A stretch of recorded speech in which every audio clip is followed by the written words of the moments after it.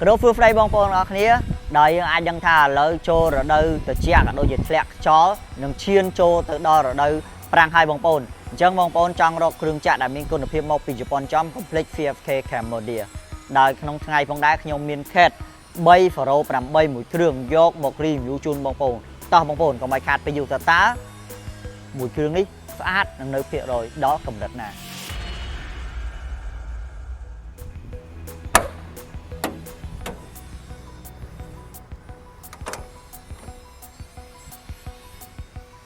តើបងប្អូនគ្នាពេលនេះយើងក៏លែកមកមើលផ្នែក muffin របស់វាវិញបងប្អូននៅផ្នែក muffin របស់វាគឺជាប្រភេទរបស់ក្រុមហ៊ុន Mitsubishi ផ្ទាល់តែម្ដងដែលវាអាចផលិត RPM រហូតដល់ទៅ2200 RPM ជាមួយនឹង horsepower របស់វាគឺទៅតាម ម៉ាក model និងឆ្នាំរបស់វាបងប្អូនអញ្ចឹង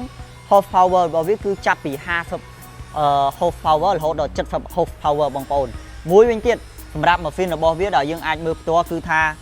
នៅភាគរយខ្ពស់មែនតើបងប្អូនគឺនៅ muffin របស់វាទាំងអស់គឺមិនទាន់បានប៉ះពាល់ឬក៏រុះរើអ្វីនោះទេអញ្ចឹងបងប្អូនយកទៅប្រើប្រាស់គឺពោពេញដោយទំនុកចិត្តបាទបងប្អូនគ្នាពេលនេះអ្វីដែលយើងមិនអាចមើលរំលងដែលយើងអាចដឹងថាវានៅភាគរយខ្ពស់នោះគឺយើងចាប់ផ្ដើមមើលផ្នែកខាងក្រោមរបស់វាបងប្អូនយើងអាចដឹងថា fact fee របស់វាគឺនៅ4-10 សពគ្រប់មិនមានតាប៉ះឬក៏បាក់បែកកន្លែងណាទេចំណែកឯកម្មកាយវិញក៏នៅភាគរយខ្ពស់ដែរបងប្អូនគឺក្រាស់មែនទែនជាមួយនឹងក្បាលខ្ចៅចាប់ប្រឡងទៅលើបតាំងរបស់វាបងប្អូនគឺអត់មានមួយណាដែលថាមើលទៅច្រេះនោះទេបងប្អូនដែលយើងអាចមើលឃើញថាគ្រឿងក្រោមចង្កេះនិងអ្វី4-10 សពគ្រប់របស់វាគឺនៅភាគរយខ្ពស់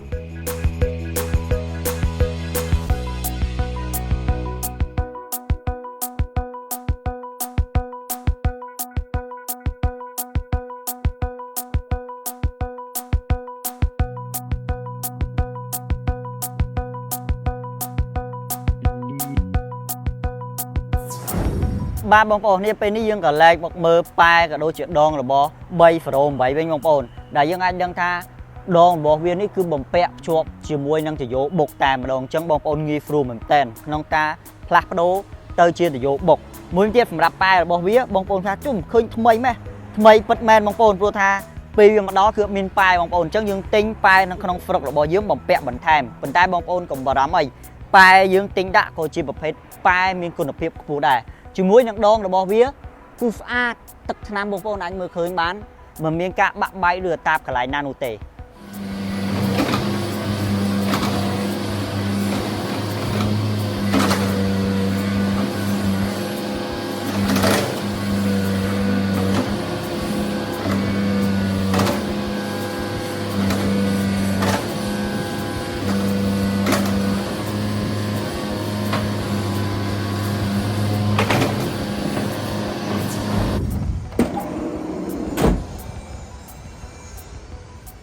បាទបងប្អូនគ្នាបន្ទាប់ពីយើងមើលផ្នែកដងប៉ែគ្រឿងក្រោម muffin ក៏ដូចជាបូមក្នុងការកាត់សាកហើយយើងមកមើលផ្នែកក្នុងកាប៊ីនបងប្អូនផ្នែកក្នុងកាប៊ីនគ្រាន់តែយើងក៏លែកមើលក៏យើងដឹងថាគួរឲ្យចង់ប្រើប្រាស់មែនតើបងប្អូនគឺថាពោពេញដោយផាសុខភាពនៅថ្មីមិនមានការច្រេះឬក៏ជ្រាបទឹកកន្លែងណានោះទេបងប្អូនមួយវិញទៀតសម្រាប់ muffin ត្រជាក់វិញក៏ដំណើរការ4-10 សពគ្រប់របស់វាដែរបេតុងនៅលើតាបឡូរបស់វាគឺដំណើរការទាំងអស់បងប្អូនទាំងផ្លិតទឹកចង្កៀងនិងអ្វីផ្សេងៗបងប្អូនជាមួយនឹងម៉ោងប្រើប្រាស់របស់វាបងប្អូនគឺទើបតែ3000ម៉ោងជាងតែប៉ុណ្ណោះអញ្ចឹងបងប្អូនអាចយកទៅប្រើប្រាស់បន្តបានយូរអង្វែងទៀត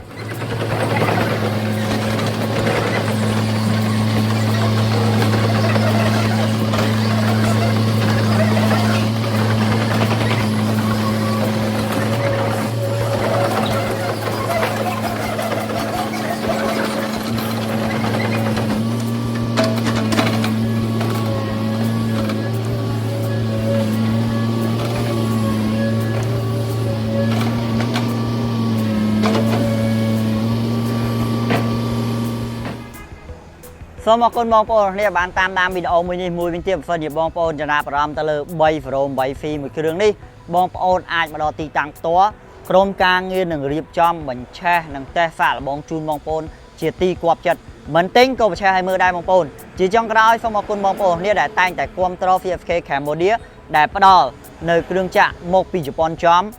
មាន service ក៏ដូចជាការ maintenance ត្រឹមត្រូវមុននឹងបកគោលគ្រឿងចាក់ជូនបងប្អូនយកទៅប្រើប្រាស់ជាចុងក្រោយសូមអរគុណសូមជម្រាបលា